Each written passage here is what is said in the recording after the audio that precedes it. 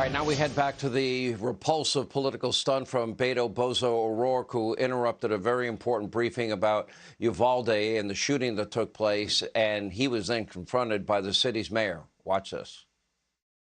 Excuse me. It was after Santa Fe High School. Sit down. You're out of line and an embarrassment. It was after El Paso. Sit down and don't play Stop. The next shooting is right now, and you are doing nothing. No, you're operating us nothing. Out of here. You said this is place not to talk this predictable. over. This is totally predictable when you Sir, you're out of line.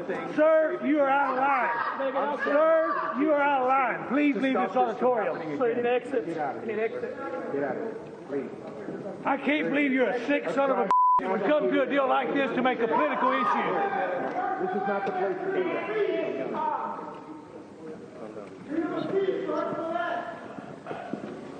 This is on you until you check it. It's on like you. Why don't you get out of here? Here with more is the mayor of Uvalde. Don McLaughlin is with us. Mr. Mayor, first, our sincere apologies, love, prayers, and thoughts are with you and your entire community. We're so sorry this happened to everybody there. Thank you for being with us in this tough time. I want to ask you first and foremost about that moment. Were there family members that lost loved ones in that room at that time? It's too important. That I don't know. That I don't know. But that was not the time or place to have that discussion. If he wants to have that discussion, that's fine. But today at that conference was not the time or place to do that. It wasn't, but there were parents there. There were people crying, I understand. Parents in the audience. Is that correct? Yes, there was. Yeah. Yes, so, there was. When you first saw this, and obviously you took it upon yourself to stand up and tell them to shut up, and I think rightly resonated with a lot of people in the country by calling them an SOB. It's a clear political stunt, but even before we knew how many people had actually been killed in your community, already the President of the United States had spoken out about this and politicized this, and I have a hard time understanding, without any knowledge or even a death count in a tragedy like this, why people race and rush to politicize it. What are your thoughts on that?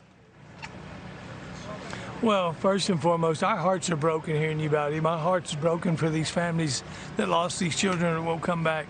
But that's the problem. Every time we have one of these, it's a political deal. What happened to the grown men that we elected to represent us in Congress that can't sit down at a table and come to a conclusion? I'm not going to get 100% of what I want. You're not going to get 100% of what you want. But nobody wants to have that discussion. It's either got to be my way or the highway. And we keep politicizing this. And yes, we have a gun problem, sure. Do we need an expanded background check? Possibly. But we also have a mental health problem that nobody wants to address. And maybe we don't have any signs today from that young man, but it could have been there 2 years ago that he could have reached out and we could have given him some help. We'll never know that. You know, instead, Mr.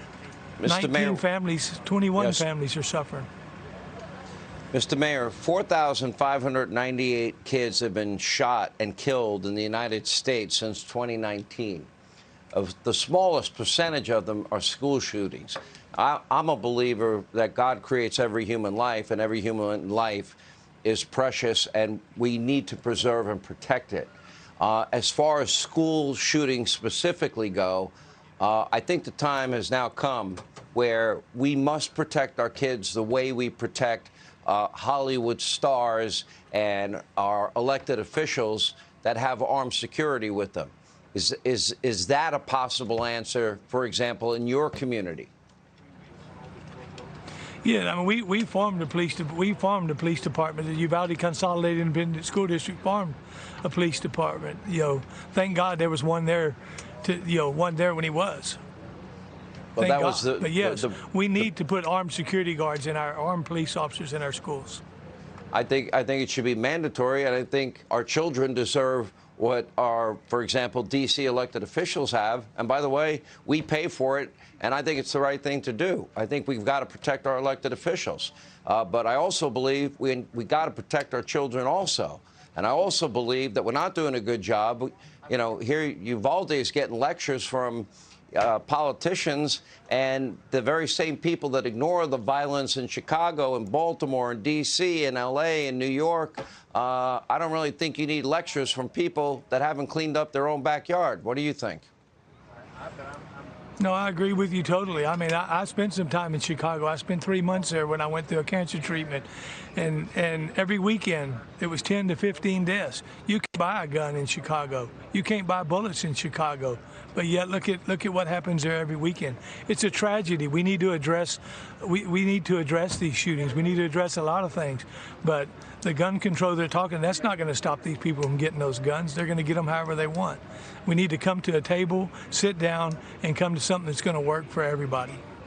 Mr. Mayor, I know you had your vigil tonight, and I know it's been a very emotional, tumultuous, 48 hours, 24 hours for the people in your city. What are the plans for the days to come? Do you know yet? We don't. Our biggest and foremost is to make sure these families are cared for, their needs are met, whatever they need. Like I said, thank God we did have the state here, because we didn't have the resources to deal with what we've had to deal with, and what they brought into our community has been just unbelievable. And the outpouring of love that we've got from all over the country, and the support that we've gotten. In the next couple of days, we're going to continue to grieve, but we're also a strong community. One man asked me today, he said, we'll be stuck with this stigma for the rest of our lives in Uvalde as a place where a school shooting was. That may be true, but we're not going to choose to embrace that. We're going to embrace the community that we are, strong, caring, and loving for one another. Mr. Mayor, I know I speak for this audience, a lot of love and prayers in these very, very difficult days for you and the families, especially in the community.